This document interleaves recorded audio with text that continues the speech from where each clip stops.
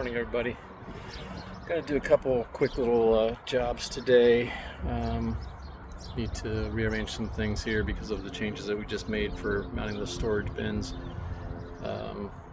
So I've removed the MOLLE panel, or the mounts that go on the MOLLE panel for the traction boards. I removed this one here. Got to remove this one next, and the plan is to relocate those up here on the roof rack, and we'll get those strapped down. And then my plan is to mount the rotopacks here, one here and one there. I used to have it up here, but as you can see, the conflict between the sliding storage trays and the rotopacks. So that's the first line of attack for today, and then we got a couple other things to do, and we want to wash the truck because it's filthy. Alright, just got to vent here a little bit. There's companies on Amazon that say their product works with Rhino Rack. I mean, yeah, these work fine with the Rhino Rack, but you can't give bolts this long. The bottom of the bolt bottoms out against the track before it ever tightens up, and I've got a lock washer and two other washers on here in addition to the thickness of the plate. So I will post in the description what I got, but you're going to need to get different bolts. Luckily I had these guys sitting around, and I think those are going to work. So had it mounted, went to tighten it down, had to take it back off. All just extra wasted time. So thanks, guys. All right, got a little bit windy, so hopefully you can hear me all right, but we have this mounted. I'm gonna call this a success. We have the luggage locks that I put through here to lock them down. So I just painted those black because they were starting to rust a little bit. They're not meant for being outdoors, but they're the only ones that really go through the holes, which I have to spin. But I did put these Velcro straps on here just to keep the flutter from happening when driving. So I think this worked out pretty good. This is where the ladder will mount to get up here, but I gotta modify my existing ladder from Intrepid because it doesn't fit over these hooks. So gonna get the rotopacks mounted next, and we are going to attempt to mount this Bamcar Nature Nest shower enclosure in this location here, easily accessible to the Rome water tank. So let's get working on this right now. Alright, next problem. There's always problems.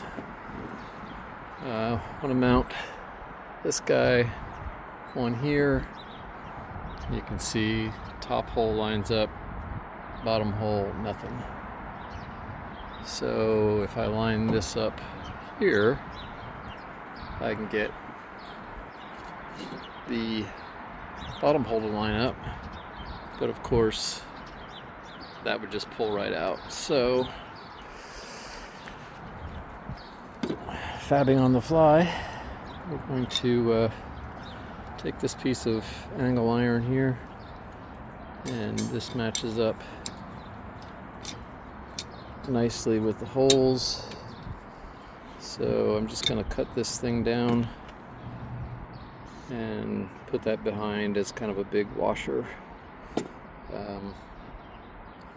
Probably not gonna leave it as an angle. I will probably cut it down the seam then and use a flat piece for each one of these Rotopax mounts. So more work than it should be, but I'll get it done. Okay, so today is just basically filled with one problem after the other. I've had this with other manufacturers of this stuff. They give you these bolts that slide in here, and as soon as they start to get tight with the lock nuts, the bolt heads spin around, and then you can't get them tightened, and then you can't get them back off.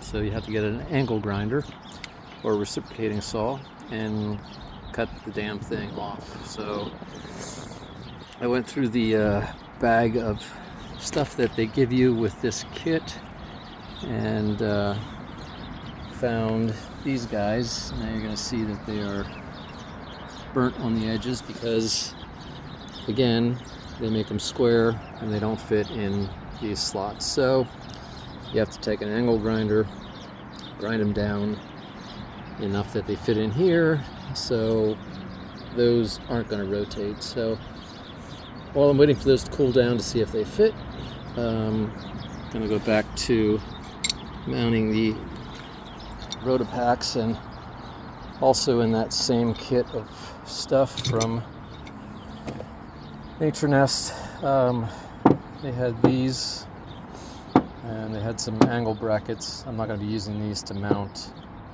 the shower enclosure to the top, so these are going to work out very nice for this application. So those are going to be nicer than that piece of angle iron that I was going to cut down, which I did cut down and started to spray, but we're going to go with this route here and see if we can get this guy mounted. Okay, we're running out of daylight here and it's getting colder. I didn't get as far as I wanted to get, but I did get the tanks mounted. They're a little bit off because the high lift jack here is not really cooperating. I've tried to elevate it here a little bit, so it's kind of on a slant a little bit. This is in the way, but it's getting dark and getting cold, so I'm gonna call it a day here. And I did not get the truck washed, but debating on how I want to do this. I tried to maybe take this one and put it over here, but I will need the kerosene heater for a little while, so I need to keep the kerosene with me. This one here is the bigger, I think, 2-gallon tank, and this is the 1 gallon, I believe. I do have another one of these smaller ones, but I'll play around with it a little bit more and try and figure out. I was maybe thinking about reusing my other mounts for the high lift jack, but just a little bit afraid of hanging them off the side here and jarring around, so I'm gonna keep looking and thinking about what I want to do there. But we did get this mounted and only got 2 bolts through there because the brackets don't line up quite right, so I think it's going to be okay, but might come back and revisit that too when it's a little bit warmer. And so yeah, that's what I got done today. Got the traction motor mounted on top, got the shower enclosure mounted, and got the Rotopax mounted on the side. So, gonna call it a day.